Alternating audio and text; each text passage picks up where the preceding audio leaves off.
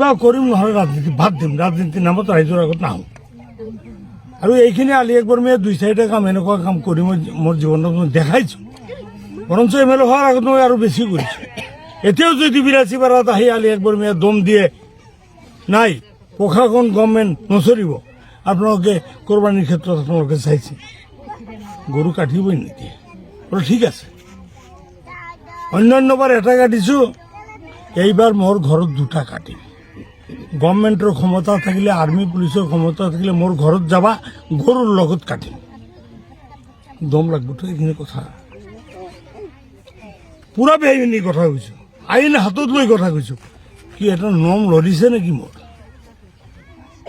কাৰণ অসমৰ মুছলমানৰ অন্তৰৰ কথাটো আলি আকবৰ মিয়াই কৈছিলে।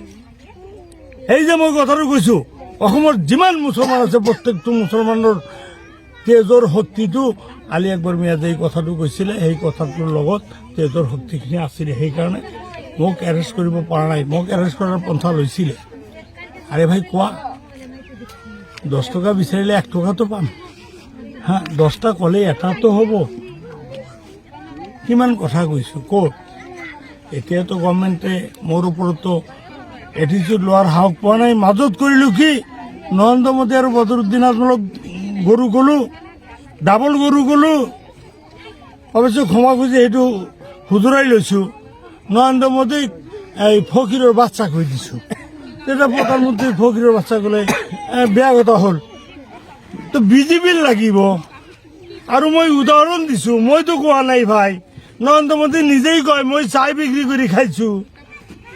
মই কোৱাতে কি মই অসমৰ দহত কৈছিলোঁ।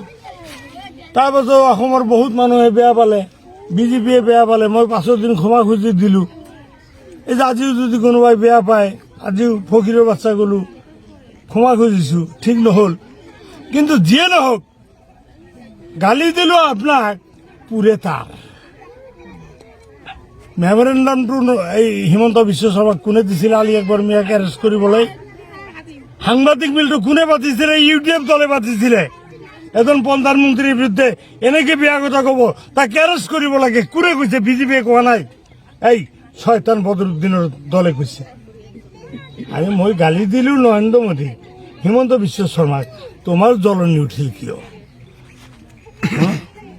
তাৰমানে বদৰুদ্দিন আজমল আৰু হিমন্তক যদি এনেকে কিল মাৰা যায়, বদৰুদ্দিনৰ মূৰত দুখ পায়।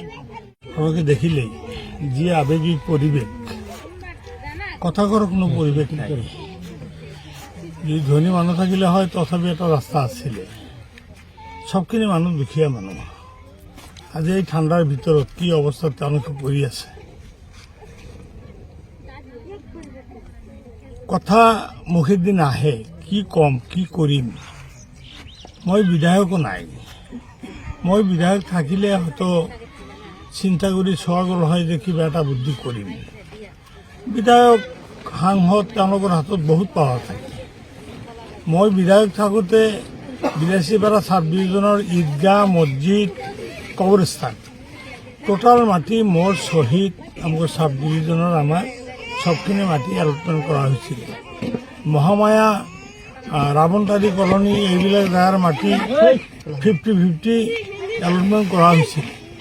এই জেগাবিলাক এনেকুৱা অৱস্থাত পৰি আছে, যোন বিধায়ক, কথা এটা আছে কোৰাণ হাদিছত, যোন জেগাৰ যিবিলাক ঠাইত জনপ্ৰতিনিধি ঠিক নহয়, সেই জেগাত ৰহমত বৰকত বোলে নাথাকে। এতিয়া আলি আকবৰ মিয়াই কি কৰিব? মই কোনো প্ৰতিনিধি নাই, মোৰ কথা কোনে শুনিব? আৰু গভৰ্ণমেণ্টটো কি কওঁতে কওঁতে কি কৰি পেলাই বৰপেটাত গ'লে মনটোই বেয়া লাগে। গোৱালপাৰা, বৰপেটা, ধুবুৰীত গ'লে, জনিয়া গ'লে মনটোই বেয়া লাগে। তাৰমানে মুছলমান দেখিলে সিহঁতৰ জুলুম লাগে। সেই জেগাত কি কৰিব? আহিছোঁ মানৱতাৰ খাতিৰত, মানুহখিনিক চাওঁ অলপ সহায় কৰিব পাৰোঁ নেকি। সহায় কৰা শক্তিটোও মোৰ নাই। তাৰ ভিতৰতে মোৰ বিবেকে যিখিনি ওলায়, যথামান্য যিখিনি পাৰিছোঁ অলপ সহায় কৰাৰ চেষ্টা কৰিছোঁ।